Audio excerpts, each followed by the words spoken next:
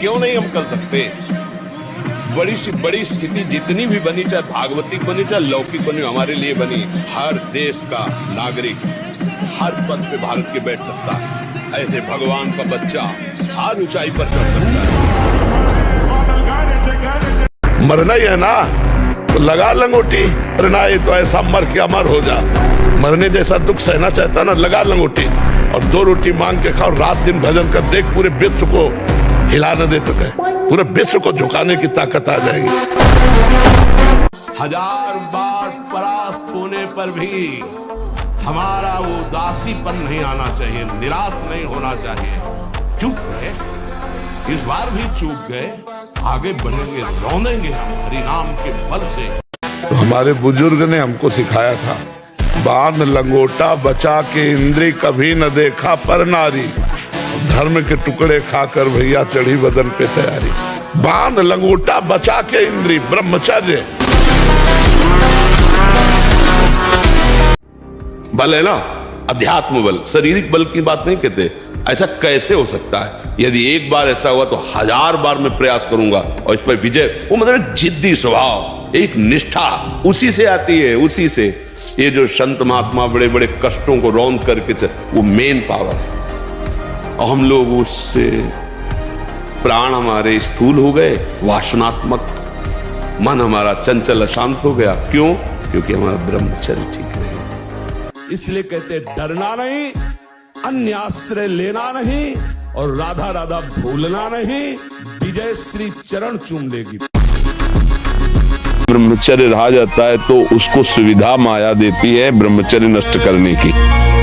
ये बैठालना चाहिए। जैसे आप नियम लिए कि मैं आजीवन ब्रह्मचारी रहूंगा, तो आपको पक्की सुविधा एक समय आएगी कि आप आराम से भोग लीजिए, कोई निगेटिव नहीं, कोई नकारात्मक सोच भी नहीं आएगी। आप उसको स्वीकार करें, क्योंकि आपके व्रत को भंग करने के लिए माया ऐसी सुविधा देगी। ब्रह्मचर्य वो एक तेजोमयी ज्वलंत शक्ति है। ब्रह्मचर्य एक अलग दिखाई देगा आपको, कोई आग अलग आग नहीं दिखाई देती। जैसे ऐसे ब्रह्मचारी आग होता है, आग दर्शन से, संभाषण से, स्पर्श से दूसरों के पाप नष्ट कर दे। अपने आप कोई भी रोग, कोई भी शोक, कोई भी ताप उसे स्पर्श नहीं कर सकता। वो एकदम हर समय फूल जैसा रहता है, क्योंकि ब्रह्मचर्य स्थित है। ब्रह्मचारी का सौंदर्य प्रस्फुटित होता है, एक नूर उसके चेहरे पे झलकता है जो ब्रह्मचर्य को धारण करता है। एक नवीन आकर्षण, बालवत चेहरा, एक आकर्षण होता है भागवती। और जिसका ब्रह्मचर्य पुष्ट होने लगता है, उसके शरीर से सुगंध आने लगती है। जो भोगी पुरुष होता है, पास से निकल जाए तो दुर्गंध निकलेगी, और जो ब्रह्मचारी होगा तो उसके शरीर में सौरभ होगी। ये अखंड वीर्य धारण करने वाला कोई मनुष्य नहीं हो सकता।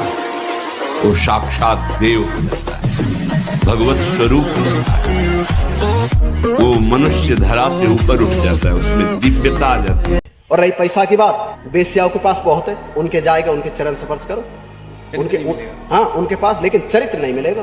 चरित्र बाजारों में नहीं बिकता, चरित्र तो मर्द लेकर पैदा होता है, चरित्र बनाना पड़ता है। देश को बचाना है तो चरित्र को बचाना पड़ेगा। चरित्रवान इंसान ही देश को ऊपर उठा सकता है। जो ब्रह्मचारी नहीं, वो एक दिनचर्या नहीं चला सकता। पक्का पक्का पक्का राइट टाइम उठना, राइट टाइम की दिनचर्या केवल ब्रह्मचर्य से चल सकती, दूसरा कोई उपाय नहीं। बार बार भूख लगना,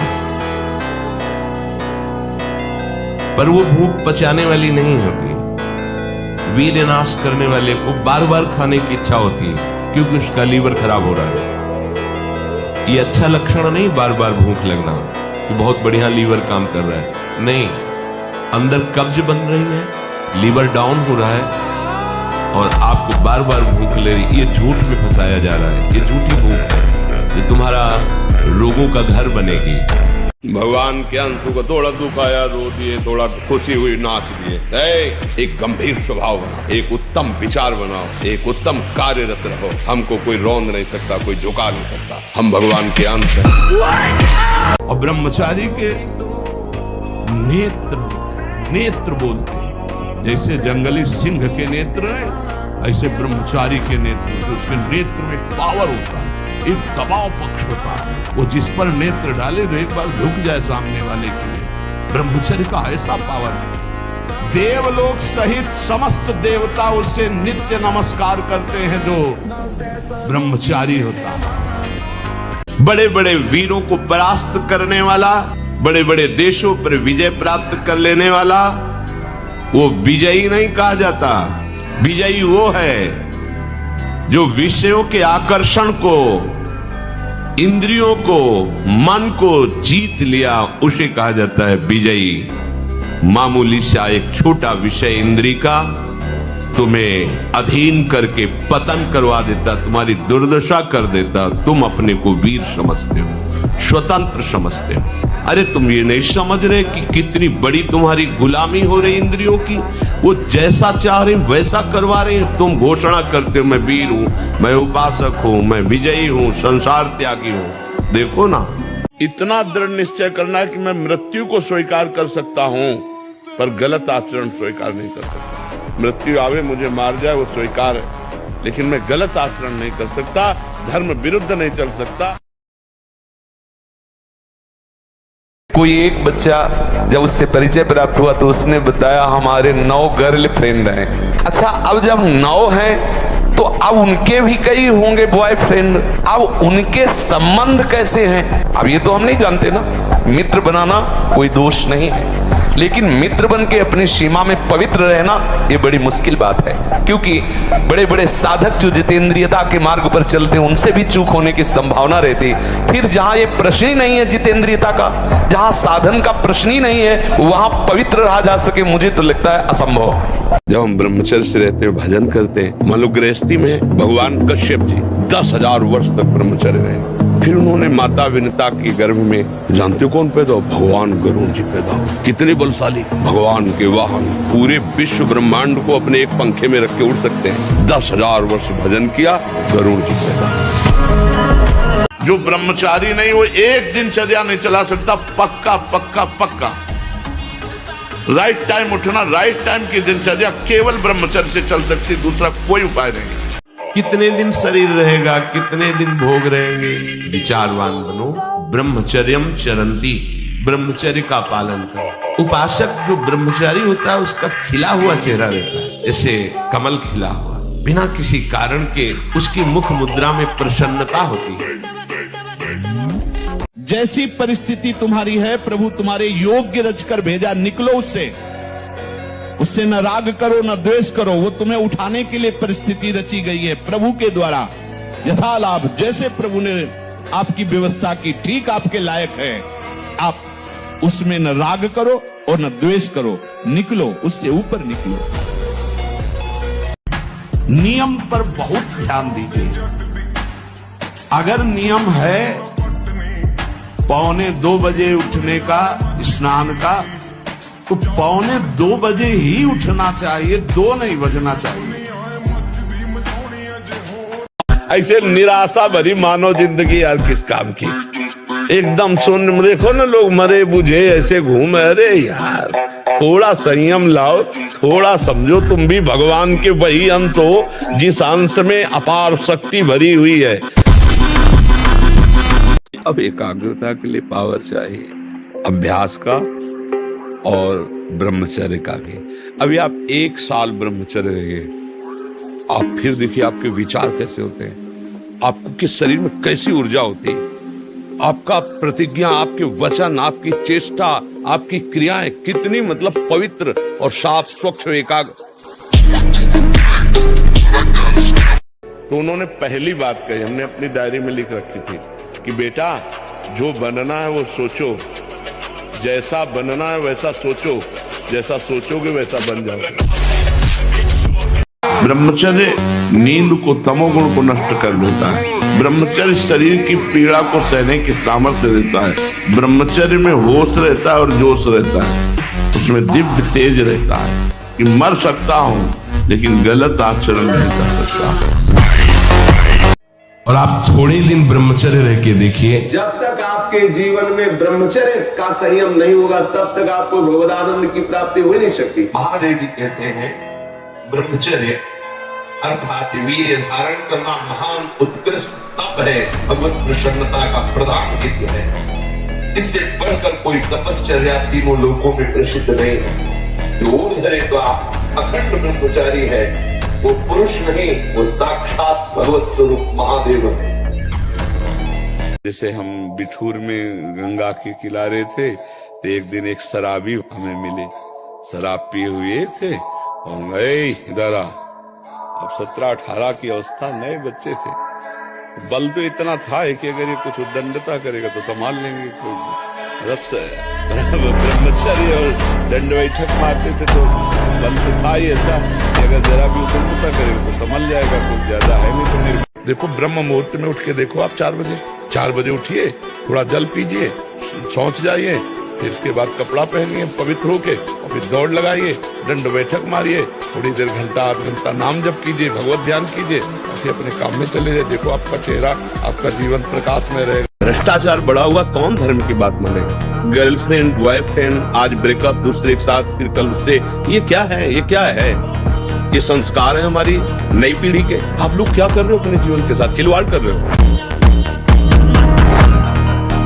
हर परिस्थिति को सहने के लिए तैयार रहो, भगवान के जन हो। ऐसे छोटी मोटी बात है, रो दिया बच्चों की तरह नहीं, 100 बार गिरेंगे फिर भी हम चढ़ाई करेंगे। इसका अभ्यास है हमको नष्ट करने का। तो आज से हम प्रण लेते हैं कि तू हमें कितनी बार गिराएगा। अविनाशी का बच्चा हूँ, अविनाशी ही हूँ, शरीर बदलते रहेंगे लेकिन हम तेरे को देख लेंगे, एक दिन तुम जीत जाओ।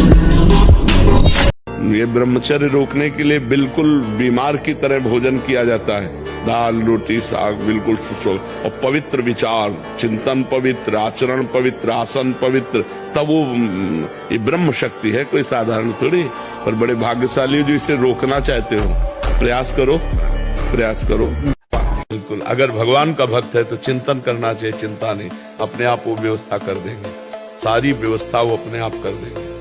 बिल्कुल विश्वास करो, ये हमने ऐसे चट्टपट देखा है।